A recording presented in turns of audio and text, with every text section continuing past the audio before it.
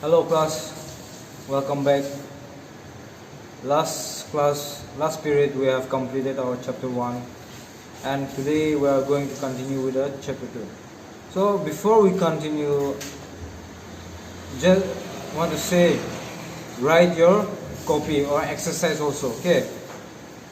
Say if it is cytoplasm nucleus, you write the part of the cytoplasm nucleus, what is cytoplasm, what are nucleus, you write that in your copy, in your fair copies, answers topic wise, and then after that write the exercise answers, question answers, exercise question answers which you get in the textbook.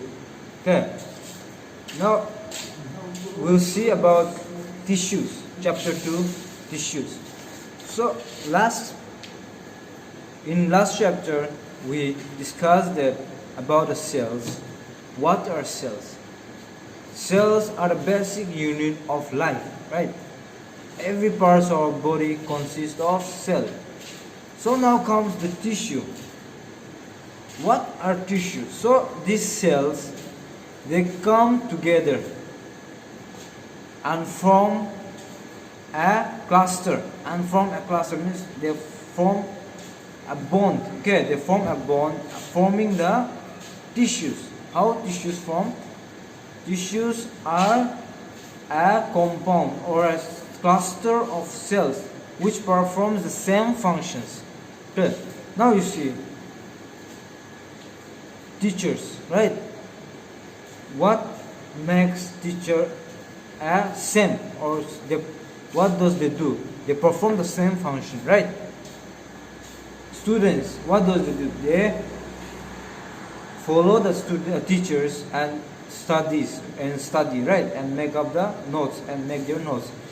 So now you see we have different types, right? They make up teachers, they make up students. Now the tissues comes. A single cell cannot make a tissue, but a group of cells makes the tissue, performing a single function.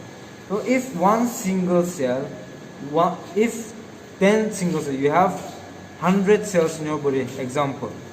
Okay, you have 100 cells in your body. Now, inside this 100 cell, right, inside this 100 cell, say 10 cell or 15 cell, 20 cell wants to go to these parts of our body.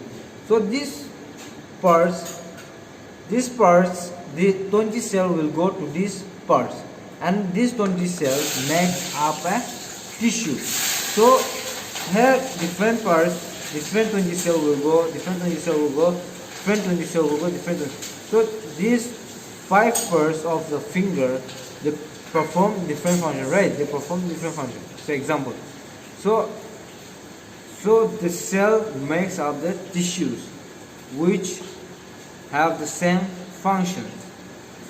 Now let's see. In the earlier chapter, it has been described that all living organisms are made of cells. A unicellular organism such as amoeba, Paramecium, has a single cell in its body. The single cell performs all the life activities, example, movement, intake of food, digestion, respiration, reproduction, and excretion, etc. So in last chapter we have talked about the cells, and you see they have unicellular and multicellular organisms, right? In unicellular organisms you find that only one single cell. So only one single cell, unicellular, one. And in multi, lots of cells are present. Millions of cells may be present, right? So these single cells, a single cell performs their own functions. In our body we have millions of cells, say, right? Millions of cells. So neurons, you know neurons. Neurons is a cell which presents in our brain. So they have neurons, right? Lung cells or stomach cells, or say eye cells, nose cell, hair cell, cheek cells, right? So these cells, you see these different types of cells, they perform different functions in our body. You cannot simply say the cheek cell can go to the brain cell and perform the activity of the brain cell, right? So likewise, but in single unicellular cells, a single unicellular cell performs all the activities. Either it is moving from one place to other, either it is taking the food, either it is ingestion, either it is respiration, right? Excretion. Everything is done through a single cell. Now, but in multicellular organisms, there are millions of cells.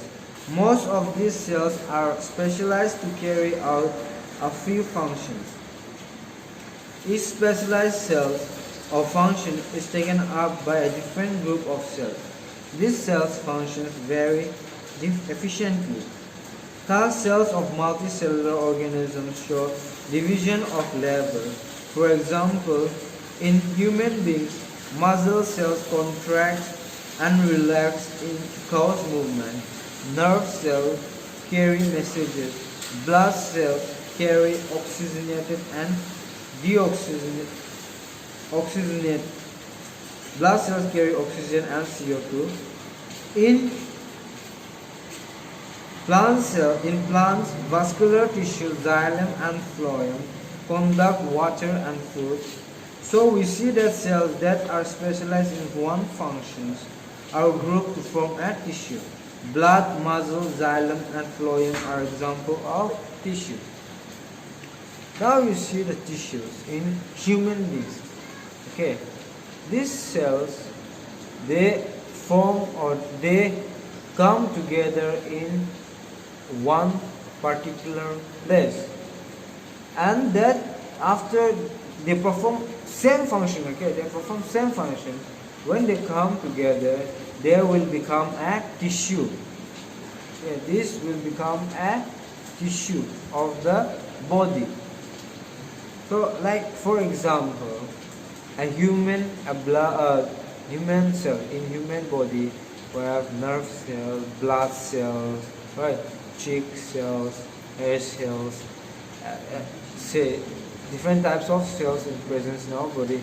So in say neuron, if we talk about neuron, there are millions of neurons present in our brain, which are responsible for carrying out information. So that neuron becomes a tissue, right? So in plants, and they have xylem and phloem, which are responsible for carrying out the water and food. So these are all examples of tissue. A tissue is defined. This is the definition of tissue. Okay, listen carefully. A tissue is defined as a group of cells, common origin, having similar structures and specialized for performing a common function. So a tissue can be defined as a cell which have a similar structure, means their shape is same and they have a common function. They perform a function together. That is known as a tissue. In the beginning, all the cells are alike. In the beginning, all the cells are alike, but as development process, a change occurs in their size, structure, and function. This differentiation of cells is followed by the following of different kinds of tissue. Thus, a tissue is a cluster of cells at a definite place in the body performing functions. A group of tissues of different types works in harmony to form organs. So, tissues can also be defined as a cluster of cells joined together to perform a same functions, and that tissues later on becomes a, when they are joined together, the tissues are joined together, they become organs. So this will be the introductions of the tissues. Next class we will continue with the are plants and animals made of same types of tissues. We will discuss with the next class. Okay, thank you.